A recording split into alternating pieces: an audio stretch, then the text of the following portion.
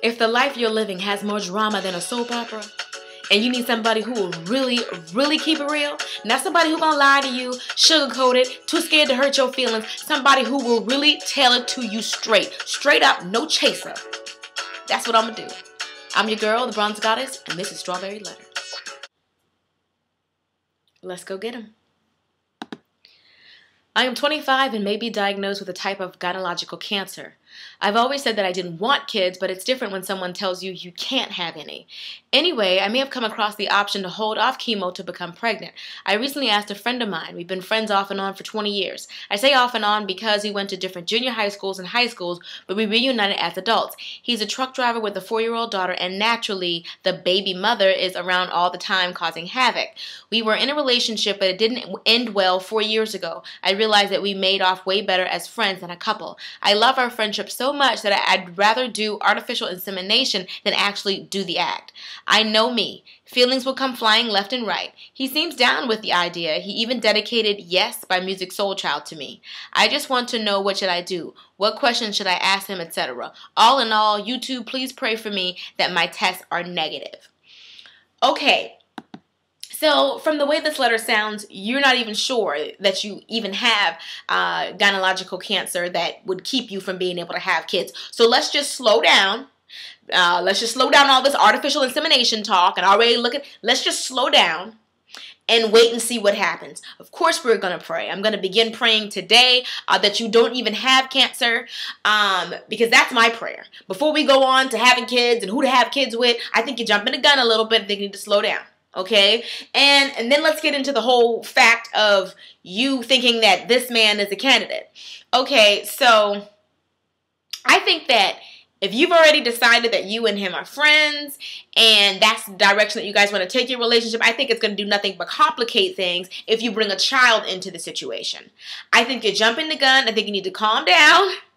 And I do understand it. I know you may think that's hard. That's easy for me to say because I already have 2 daughters. But I think going ahead and starting to think about that is just too early. That whole conversation is premature.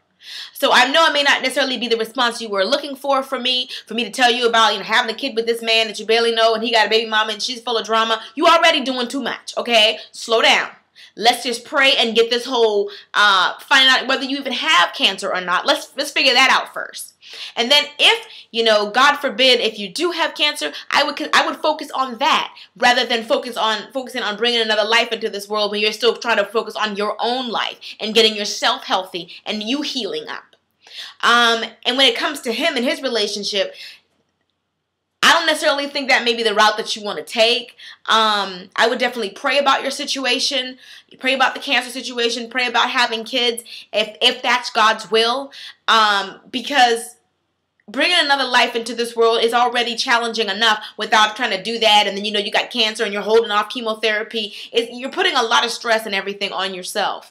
I think you need to focus on your own health. And if you do decide that you want to have kids and everything, and you get the green light to go ahead and have kids, you want to seriously consider who you're even thinking about having a kid with. I mean, the whole idea of artificial insemination, I'm not necessarily for that, especially in situations like this.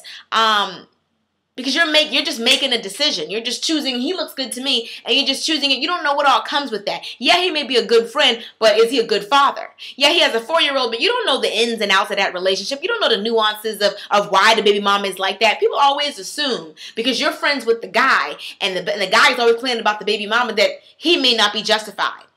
She may have a reason why she has a problem with him. All you know is what he's telling you. You, somebody who he's dated before. Somebody who he may date again. No, he ain't going to tell you the whole story. No, he's not going to tell you that, well, the reason why she's mad at me is because I actually cheated on her when she was pregnant. Or he won't give you all the details.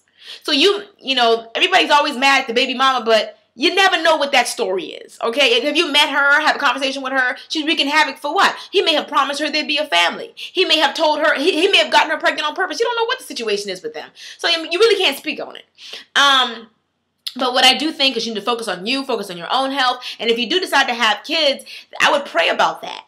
I would prefer to be in an actual relationship with somebody who actually wants to be a father, somebody who loves me and my kid. Because this situation is really, really touchy. And I know you may not agree with my advice, and you probably thought I was going to get more into it than this, but this is actually it. Focus on your health first. Pray about you first. And then once you finish praying about you, then you can pray about, Lord, if it's your will for me to have a child, make that way plain.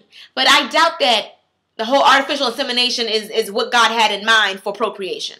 I'm not trying to be rude. I'm trying to be mean. But you wrote me and you asked me to keep it real. And you knew I was going to. So I don't think this is necessarily what God had in mind. A committed relationship. Ideally, people who are married to procreate. But not just you going to a sperm bank with the sperm of a friend of yours who seemed like a decent guy. Even though his baby mama don't really care for him. There got to be a reason behind that. Like, no. So you're doing too much. Focus on you. Focus on getting yourself healthy.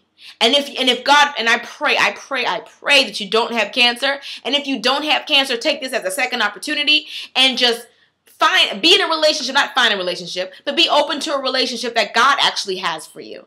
Because if God has it for you, and if it's His will for you to have kids, you will. And you won't be going to some sperm bank to do it. I'm sorry that it might be a little rough for you, but I'm keeping it real. I'm keeping it funky. I'm keeping it 100%. Focus on you.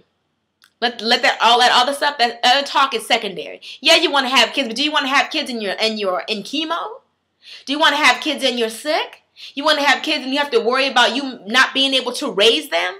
You're jumping the gun. You're jumping the gun. You want to have kids, and then because if you have a kid with him and you do have cancer, and God forbid something were to happen to you, it'd be him that has to raise the child. Is he ready for that? And he already has a 4-year-old. Is he ready to take on the responsibility of raising your child if God forbid something were to happen to you? You haven't thought it through.